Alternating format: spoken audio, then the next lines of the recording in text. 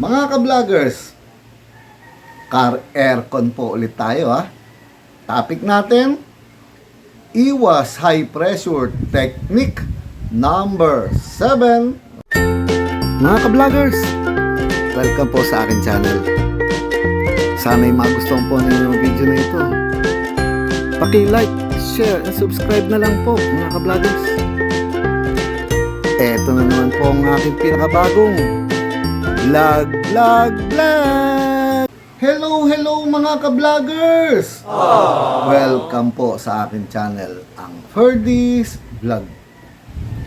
Mga ka-vloggers, car aircon po ulit tayo ha.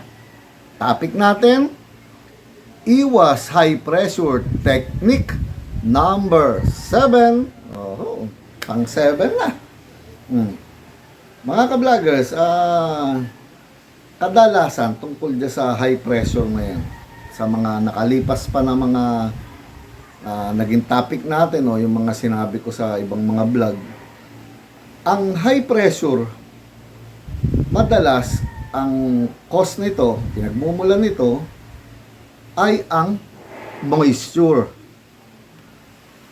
Bakit mga ka-vloggers? Yung moisture kasi, number 1 na kalaban po yan ng refrigerant. Ano ba yung sinasabing moisture? Diba, pagka gumanyan ka, ayun, nagkakaroon ng moisture, basa, diba? Ganon din po yung sa car aircon, mga ka-vloggers. Pag hindi na vacuum ng maayos, diba, sa isang topic natin, magkakaroon ng moisture do sa loob. At ano pa, mga ka-vloggers, ang pwedeng pagmulan nitong moisture na to? Kapag po ang sasakyan ninyo, nasabi nga na flashing na po, nilinis na. Pero ang tanong mga ka-vloggers, ano po ba ang ginamit na pang-flashing? Okay, sinabi na flashing kasi merong psk, psk. Pero hindi po talaga flashing yun mga ka-vloggers. Parang halimbawa kasi ganito katulad yun nangyari doon sa isang gawa sa akin na NB350 na taga Bulacan. Kada nagpapagawa siya, magpapalit daw ng compressor, nagpapalit naman daw ng receiver dryer, binababa daw lahat, pina-flashing. So, okay, sarap pakinggan, pina-flashing, nililinis. Tinanong ko naman kung ano ang ginagamit na pang-flashing. Ang ginagamit daw pala mga ka-vloggers, yung, tingnan po ninyo sa picture. Ganyan lang mga ka-vloggers. Yung mga compressor na nakukuha sa mga window type na aircon ng bahay. Tapos, papasukan ng pressure. Yan, galing nga dyan sa, yan.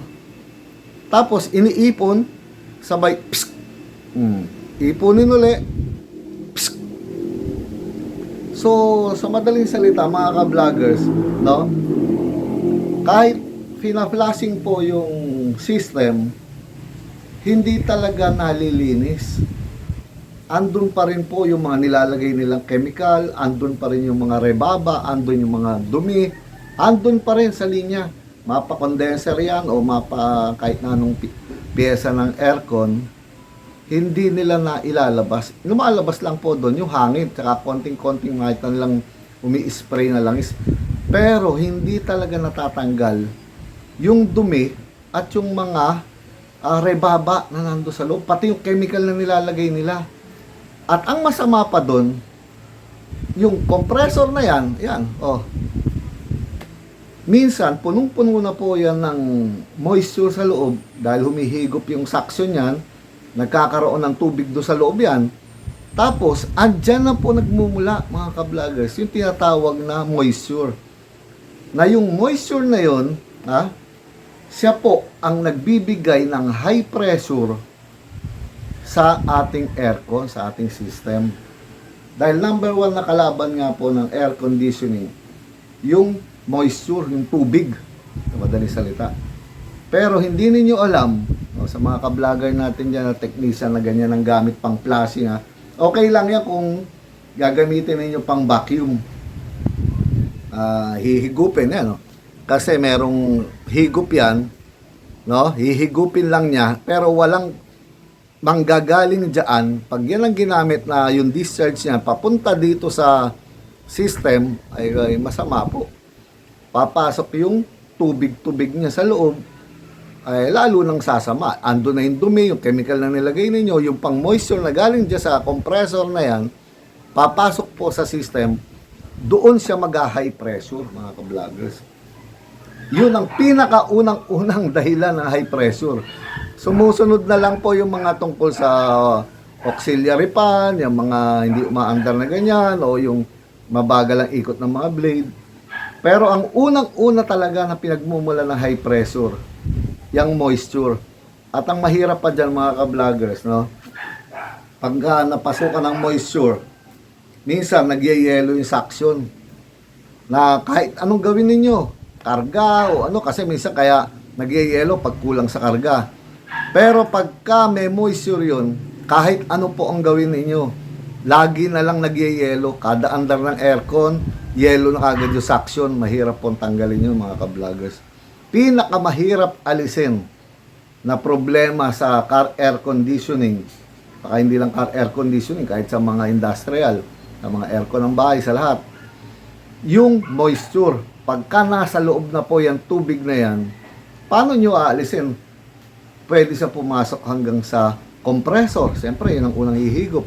Magkakaroon ng tubig yun. Ikakalat na nung compressor ninyo yung moisture niya, yung tubig sa linya, sa condenser, sa evaporator, at napakahirap alisin po ng tubig na yan na nasa linya.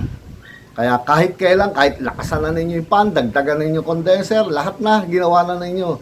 Hindi po mawawala yung pag-high pressure dahil dyan sa moisture na yan. So, iwasan po natin gumamit na pang-flushing ang ganyan, mga ka-vloggers, na compressor, dahil hindi niya matatanggal yung dumi at lalo lang pong pinapalala ang sitwasyon. Kaya mga ka-vloggers, sa mga car owners, pagka ang gumagawa ay ganyan lang ang pang-flushing at wala sila nung nitrogen at wala sila nung malalaking compressor na kamukha nung meron tayo na may mga filter, abay mag-isip-isip po tayo at wag nyo na ipa-flushing. Baka lalong lumala ang aircon ninyo imbis na tuminog. So, mga ka-vloggers, ano pa po ba ang sasabihin ko, mga ka-vloggers? Eto na naman po ang pinakabagong edisyon ng aking vlog. Paalam po, mga ka-vloggers. Paalam po.